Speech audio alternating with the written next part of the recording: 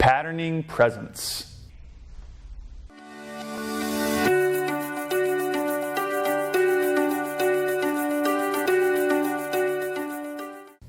Self-mastery of the mind.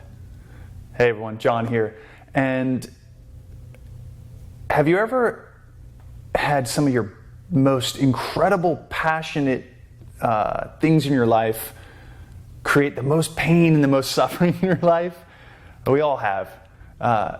Whether it's your significant other, right? In the beginning of a relationship, you just love, there's nothing that person can do wrong. Everything is just blissful and like, I love the way they have that little funny giggle and that little this and that little funny way they do that. And then years later, you're like, I hate the way they have that funny little giggle and the way they do this and the way they do that. It's just annoying, right? Our biggest pleasures can at some point create some of our biggest hardships. Like kids. Right? Kids are so amazing, so incredible, yet there are times when they do not want to listen and they're like, and it creates the biggest struggle in our lives. Growing up, I had this passion for surfing.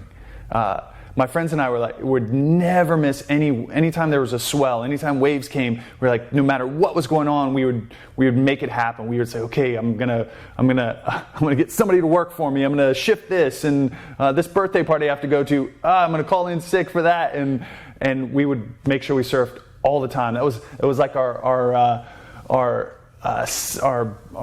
maxim. Like, we do not miss waves. Like, we were surfers and we didn't miss waves, and that was our thing. Well, back then we didn't have wives, spouses, we didn't have kids, we didn't have serious work, we didn't have careers. We were young, we were just doing our thing, right? But we instilled that idea that you never miss waves. Well, fast forward where you all get this, right? You hold on to identities a little bit, right? We wrap ourselves in these identities and that becomes us. We wear the cape of, I'm a surfer and I don't miss waves. And guess what happens, right? Responsibilities happen. We meet somebody that is so perfect, that's so amazing, so incredible. We fall in love with them, and then we decide, I want to marry this person, I want to be with this person. And then years later, we're like, I want to have kids with this person. We have kids, and like life happens. And at the same time, you're creating a career. You're like, I love what I'm doing, and I'm gonna build a career out of it, and I'm gonna do this and create studios and create trainings and create this or whatever your thing is. You build something incredible, and then waves happen, right? And then that thing happens. Like, for instance, the waves would happen, and I would say, well, I can't surf. I have responsibility. I made a commitment to my wife. I can't surf. I made a commitment to my kids. I can't surf. I have a commitment to my work. Right? The thing that gave me such pleasure, such intense joy, it wasn't as simple as saying, oh, I just have other responsibilities. I'll just let it go. It wasn't let it go. It was clawing at me. It was painful. It was like, oh no. Look at the surf cam and watch waves and watch people surfing, like, oh no. It was that intense. It was that intense. Why? Why do the things that give us the most pleasure create the most pain? The answer is we've wrapped an identity around it. Right? Our inability to let go of it, our inability to say, this is how life is. This is how the shift is. This is the next right course of action. This is the next right thing. I'm gonna hold to integrity more so than anything. And holding to integrity means I'm going to keep my word. Holding to integrity means this relationship means everything to me. And surfing will happen when it does, right?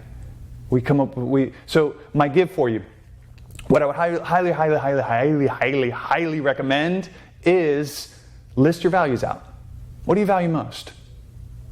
And I would dare to give you, say, try to list your 5 values, right? Your top values, right? What are they? And then once you have that, look at your life and say, okay, am I living my life by that? Right? And so my top 5 are God, source, right? So that's number 1. My health is number 2, because without my health, I can't do anything. I can't be a husband, I can't be a father, I can't do the things I love to do. The next is family, right? That's next. Right? My wife, my kids, my brothers, my sisters, my parents, my family, taking care of them and doing what I can to be in their lives and support them. Right? And then it's service. Right? My work, how do I help people? How do I get people to another level? How can I make a change, be an amazing ripple in this world? And then it's fun, exciting activities. It's trips, it's surfing, it's enjoying the spice of life. So, as you can see with my values, I better be meditating every day, and then if surf comes up, family comes before that, right? If surf comes up, my work comes before that. There's priorities, and if I'm living my life in those priorities and those values, then I'm going to be in alignment with my blueprint, right? And I'll stay happy and centered. And then the other side of it, guys, is just the practice of letting go. Surf comes up, I got to let it go. Something comes up that I would really love to do, but I've made plans and priorities, I have to let it go.